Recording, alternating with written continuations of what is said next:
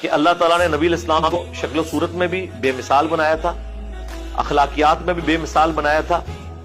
ہم جو نبی الاسلام کے بارے میں یہ کہتے ہیں نا کہ وہ انسان تھے، تو وہ صرف سپیشی کے طور پر کہتے ہیں، ہماری طرح کے انسان نہیں تھے. یہ ذہن میں رکھیے گا. بخاری مسلم میں حدیث ہے نبی الاسلام وصال کے روزے رکھتے تھے، ایک روزہ افطار کیے بغیر اگلا روزہ، یعنی کنٹینیوس 3 4 دن کے روزے. کچھ صحابہ نے رکھے، وہ بے ہوش ہو گئے، تو نبی الاسلام فرمایا ایکم مثلی، تم میں سے کون ہے جو میری مثل ہو؟ کسی نے نہیں پڑھا قل انما انا بشر مثلکم، نہیں پڑھا.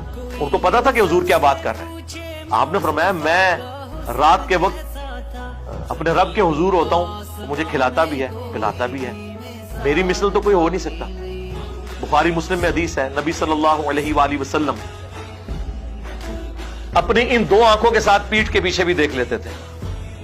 ہمیں تو 180 ڈگری سے زیادہ نظر نہیں آتا، وہ 360 ڈگری دیکھتے تھے. آپ کو پیچھے صحابہ کرام نظر آتے تھے نماز کی حالت میں، یہ آپ کا معجزہ تھا.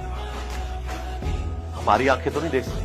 بخاری مسلم میں حدیث ہے نبی الاسلام نے نماز کسوف پڑھائی، جو سورج گرہن کی نماز ہے، اس میں چند قدم آگے بڑھے، ہاتھ بلند کیا، پھر واپس کیا. صحابہ نے کہا آج آپ کو ایسا عمل کرتے ہوئے دیکھا جو پہلے نہیں دیکھا. تو آپ نے فرمایا مجھے اللہ تعالیٰ نے جنت دکھا دی، اور اس میں میں نے انگوروں کا ایک گوشہ دیکھا، میں نے ارادہ کیا تمہارے لیے توڑ لوں. اب جنت 7 آسمانوں کے اوپر، ہاتھ بھی وہاں تک پہنچ رہا ہے، تبھی تو توڑنے کا ارادہ کیا اور دیکھ بھی لیا. اور پھر فرمایا کہ نہیں، پھر میں نے اسے ترک کر دیا، اور اگر میں توڑ لیتا تو تم ہمیشہ کھاتے رہتے، کیونکہ جنت کی نعمتوں کو فنا نہیں ہے. ایک آپ نے دانا توڑنا تھا، دوبارہ لگ جانا تھا، وہ جنت کو تو فنا نہیں ہے. لیکن وہ پردہ جو بخاری مسلم میں حدیث ہے کہ جنت کی نعمتیں وہ ہیں جو نہ کسی آنکھ نے دیکھی، نہ کسی کان نے سنی، نہ کسی کے دل پر ان کا کبھی گمان بھی گزرا. تو وہ پردے میں رہی. اب نبی الاسلام کی نگاہ مبارک. پھر بخاری مسلم میں حدیث ہے نبی الاسلام کے پسینے سے خوشبو آتی تھی، حتیٰ کہ آپ کا پسینہ لوگ عطر کے طور پر استعمال کرتے تھے، اپنی خوشبو میں ملاتے تھے، اور نبی الاسلام اسے انڈورس کیا کرتے تھے کہ ہاں تم یوز کرو. صحیح بخاری اور مسلم میں حدیث موجود ہے نبی الاسلام کا جو وضو کا بچا ہوا پانی، جب صحابہ کرام آپ ایک بڑے تھال میں وضو کرتے تھے نا، تو وہ تھال ضائع نہیں کیا جاتا تھا. وہ حضرت بلال جب باہر لے کے آتے تھے تو صحابہ کرام اس میں سے اپنے جسم کے اوپر تبرکن ملتے تھے. ایک تو بخاری میں صلح حدیبیہ والی حدیث ہے نا، بڑی لمبی، اس میں تو حضور وضو کر رہے ہیں، وہاں تو ڈائریکٹ وہ اپنے چہرے پر اور برکات حاصل کر رہے ہیں. مسلم شریف میں حدیث ہے نبی الاسلام سخت سردیوں میں بھی فجر کی نماز کے بعد جب باہر نکلتے تو مدینے کے لوگ اپنے بچوں اور غلاموں کو بھیجتے تھے برتن اٹھا کے، اور حضور علیہ السلام ہر برتن میں اپنا ہاتھ ڈالتے جاتے تھے برکت کے لیے. اور اخلاق دیکھیں، سردیوں میں کس کا دل کرتا ہے یار ٹھنڈے پانی میں ہاتھ ڈال، لیکن اب جتنے لوگ آتے تھے حضور کسی کو محروم نہیں لوٹاتے تھے، اور برکت ہوتی تھی اس کی. ظاہر ہے آپ کی مبارک تبرکات کی برکت ہے. آپ علیہ السلام کے ڈائریکٹ تبرکات کی بھی، انڈائریکٹ بھی. ڈائریکٹ تبرکات میں صحیح بخاری میں ایک تابعی کہتے ہیں کہ رسول اللہ کا ایک بال میرے پاس ہونا دنیا اور جو کچھ اس کے اندر ہے اس سے بڑھ کر مجھے محبوب ہے. اور بخاری مسلم حدیث ہے نبی علیہ السلام نے حج یا عمرے کے موقع پر جب حلق کروایا، اپنے بال منڈوائے تو حضرت طلحہ کو دیے اور کہا صحابہ میں تبرکن تقسیم کر دو. نبی علیہ السلام نے خود تقسیم کروائے اپنے بال مبارک.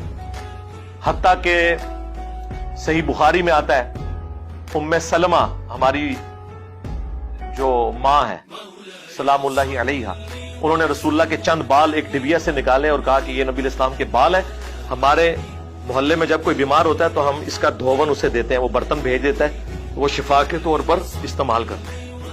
یہ صحیح بخاری میں. صحیح مسلم میں اسما بنت ابی بکر نے رسول اللہ کا کرتا نکالا کالے کلر کا، کسروانی تیالسی جبہ جس پہ گوٹ بھی لگی ہوئی تھی، اور کہا کہ یہ نبی علیہ السلام پہنتے تھے، اور یہ سیدہ عائشہ کے پاس تھا، اور ان کی وفات کے وقت میں نے ان سے لے لیا، وہ بڑی بہن تھی ان کی، اور ہم اس کا دھون مریضوں کو شفا کے لیے پلاتے ہیں. اب یہ کرتا تو انڈائریکٹ تبرک ہے، چلے بال تو آپ کہہ سکتے ہیں جسم کا حصہ ہے، اب کرتا تو جسم کا حصہ نہیں ہے، لیکن اس میں بھی تبرکات. انس بن مالک کہتے ہیں میں نے آج تک، بخاری مسلم کے الفاظ ہیں، کوئی ریشم اور دباج ایسی نہیں چھوئی کہ جو رسول اللہ کے ہاتھ سے زیادہ نرم ہو.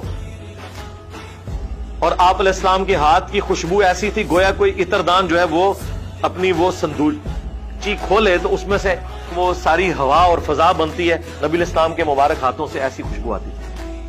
مطلب یہ نہیں کہ آپ کی زندگی کو پیروں والی تھی تو اس لیے ہاتھ نرم تھے اتنے، نہیں، آپ نے تو بڑی ٹف لائف گزاری ہے. صحیح بخاری میں آتا ہے نبی الاسلام نے بھیڑ بکریاں بچپن میں چرائی ہیں. یہ اللہ نے معجزہ دیا تھا کہ آپ کے ہاتھ مبارک بہت نرم تھے. ہاتھ مبارک ہوں، آنکھیں ہوں، کان مبارک ہوں، تھوک مبارک کے تو کتنے معجزات ہیں بخاری مسلم میں کہ آپ نے لعاب دان ڈالا ہے کسی کھانے میں تو 10 کا کھانا جو ہے وہ 300 کو کفایت کر گیا. ٹھیک ہے، بخاری مسلم میں غزوہ حنین کے موقع پر بس ایک مٹھی بھری ہے زمین سے کنکریوں کی، 12,000 کا لشکر بھاگ گیا. نبی علیہ السلام کے ساتھ جو تھا صرف 80 بندے آپ کے ساتھ رہ گئے، اور آپ آگے بڑھ کر کہہ رہے ہیں انا النبی لا کذب انا ابن عبد المطلب، میں نبی ہوں اس میں کوئی شک نہیں، میں عبد المطلب کا بیٹا ہوں. اور پھر آپ نے یوں جب مٹھی ان کی طرف پھینکی تو ساروں کی آنکھوں میں جا کے وہ کنکریاں پڑی اور وہ اندھے ہو گئے اور مسلمانوں کو اللہ نے فتح دے دی. تو اس طرح کے معجزات. پھر بخاری مسلم میں حدیث ہے نبی علیہ السلام صلح حدیبیہ کے موقع پر جب پانی نہیں تھا، ایک برتن میں تھوڑا سا پانی جمع کیا صحابہ نے، آپ نے اپنی مبارک انگلیاں اس میں ڈالی. صحابہ کہتے ہیں پانی کے چشمے جاری ہوئے. جابر بن عبداللہ سے وہ تابعی پوچھتے ہیں آپ لوگ کتنے تھے؟ انہوں نے کہا ہم 1500 تھے. 1,00,000 بھی ہوتے تو وہ پانی زیادہ تھا. 1500 نے پانی پیا، سٹور کیا، جانوروں کو پلایا. تب بھی وہ ایک کولے میں جو نبی الاسلام نے مبارک ہاتھ رکھا تھا نا، وہ پانی ختم نہیں ہو رہا تھا. وہ پتہ نہیں اللہ نے کیا اس کے ساتھ چین جوڑ دی. مسلم شریف میں حدیث ہے کہ حضرت عمر فاروق رضی اللہ تعالیٰ نے ایک سفر کے دوران حضور سے کہا کہ کھانے پینے کو کچھ نہیں ہے تو ہم کچھ جمع کرتے ہیں، آپ برکت کی دعا فرمائیں. تو ایک برتن لا کے رکھا گیا، آپ نے اپنا ہاتھ رکھا. اچھا یہ ذہن میں رکھیے گا یہ کریشن ایکس نہیلو کبھی نہیں ہوئی ہے.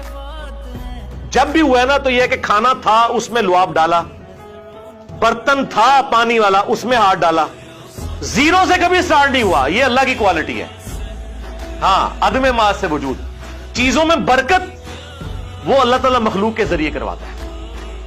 لیکن یہ ساری عقیدتیں نبی علیہ السلام کے ساتھ صحابہ کرام کی اس وقت تک تھی جب تک نبی علیہ السلام دنیا میں تشریف فرماتے. بخاری مسلم میں ہے کہ بارش نہیں ہو رہی، آ کے دعا کروائی ہے، بارش ہو گئی.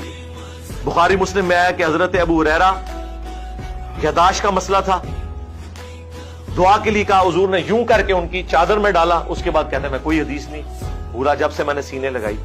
یہ معجزات ظاہر ہوتے تھے نبی علیہ السلام کے. صحیح بخاری میں ہے آپ علیہ السلام نے ایک صحابی کی پنڈلی ٹوٹ گئی، اپنا مبارک ہاتھ پھیرا. وہ کہتے ہیں اس طرح ہوگی کہ اس سے پہلے کبھی ٹوٹی ہی نہیں تھی.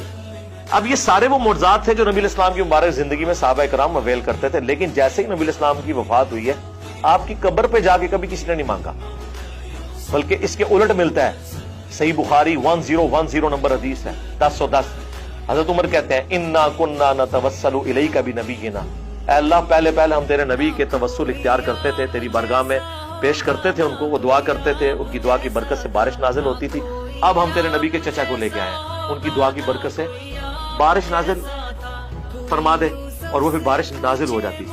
تو نبی علیہ السلام کی وفات کے بعد لوگ قبر کے ساتھ نہیں عقیدہ وہ وابستہ کیے.